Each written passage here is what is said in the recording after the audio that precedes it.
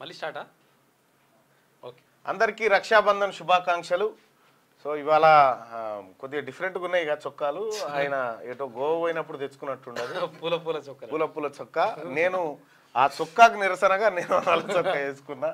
సుదర్శన్ గారి చొక్కా అది సరే. ఏదేమైనప్పటికీ అందరికీ నమస్కారం, రక్షాబంధన్ శుభాకాంక్షలు.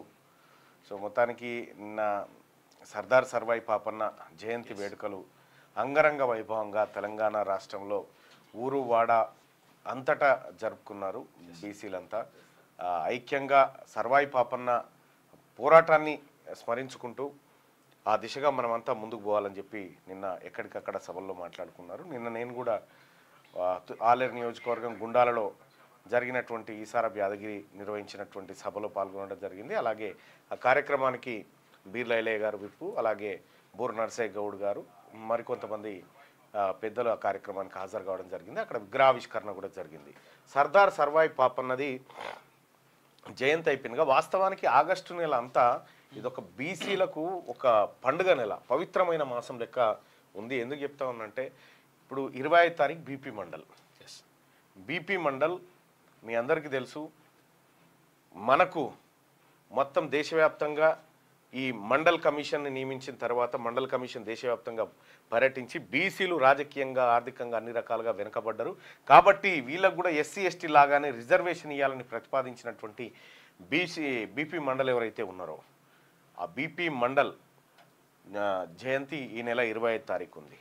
అయితే ఆయన జయంతి రోజు బీపీ మండల్ మనవడు సూరజ్ మండల్ మన స్టూడియోకి వస్తూ ఉన్నాడు మార్నింగ్ న్యూస్కి. ఆయన మనవడు ఆ రోజు హైదరాబాద్ పర్యటనకు వస్తూ ఉన్నాడు. సో బీపీ మండల్ ఏంది, బీపీ మండల్ చరిత్ర ఏంది, అసలు మండల్ ఏ విధంగా పోరాటం చేసిండు అనేది మీకు సపరేట్. మండల్ కమిషన్ ఏం చెప్పింది?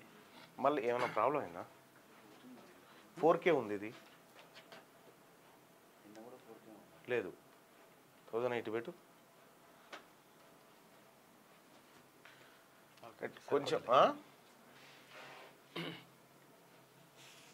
కొద్దిగా ఏదో చిన్న డిస్టర్బెన్స్ ఉంది, ఒక్క నిమిషం.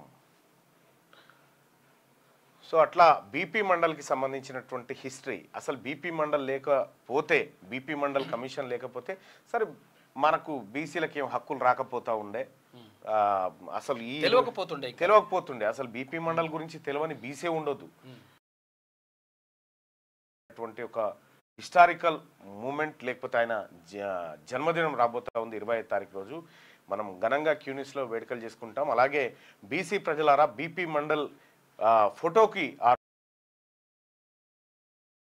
ఘనంగా బీపీ మండల్ జయంతి ఉత్సవం చేయాల్సిందిగా మీ అందరు రిక్వెస్ట్ చేస్తూ, అలాగే ప్రభుత్వానికి కూడా బీపీ నిర్వహించాలని రిక్వెస్ట్ చేస్తూ ఉన్నాం.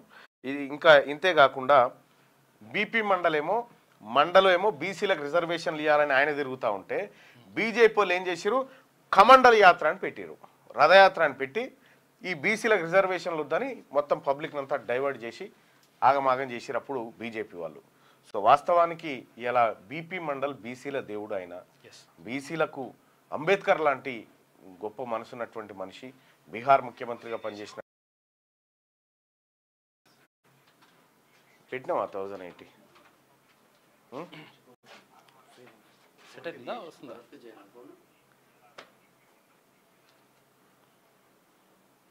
హలో కాదు, ఇది 4K తీసేసినట్టు వస్తుందనా? రికార్డింగ్ పెట్టొద్దు అంటుండవు.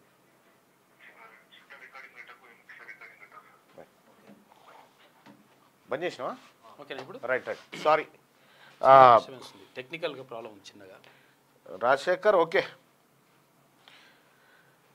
బీపీ మండల్ జయంతి నెల 25వ తారీఖు ఉంది. బీపీ మండల్ మనవడు సూరజ్ మండల్ని మన మార్నింగ్ న్యూస్లోకి తీసుకొస్తా ఉన్నాం ఈ నెల 25వ తారీఖు రోజు ఆయన జయంతి ఉత్సవాల్లో పాల్గొనడానికి. అలాగే తెలంగాణ వ్యాప్తంగా ఉన్నటువంటి బీసీ ప్రజలారా, అటు ఏపీలో ఉన్నటువంటి బీసీ ప్రజలారా, బీపీ మండల్ ఏదైతే జన్మదినం ఉందో ఆ రోజు ఆయన ఫోటోకు నివాళులు అర్పించండి, వీలైతే ర్యాలీలు నిర్వహించండి.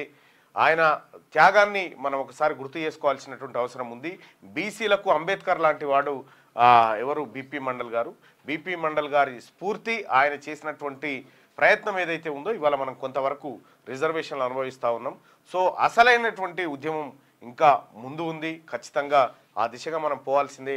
మన త్యాగమూర్తులు ఎవరైతే ఉన్నారో వాళ్ళ ఆశయాలను ముందుకు తీసుకుపోవడానికి మనమంతా ఏకతాటిపైకి రావాల్సినటువంటి అవసరం ఉంది. ఇప్పటికే తెలంగాణ రాష్ట్రంలో బీసీలో కంప్లీట్గా మార్పు వచ్చేసింది. గతంలో కంటే భిన్నంగా బీసీలు ఆలోచించడం, రాజకీయం గురించి ఆలోచించడం స్టార్ట్ చేసినారు. కాబట్టి సో బీసీలో వచ్చినటువంటి చైతన్యానికి ఇది బీపీ మండల్ కానీ, ఇటు శివశంకర్ కానీ, ఆ తర్వాత ఇంకా చాలామంది మహనీయులు ఏదైతే పోరాటం చేసారో వీళ్ళ కోసం వాళ్ళందరి తరఫున మనం గొంతుకుగా నిలవాల్సినటువంటి అవసరం ఉంది. ఇక మార్నింగ్ న్యూస్లోకి వెళ్తే ముందుగా వెలుగు దినపత్రికలో ఉన్నటువంటి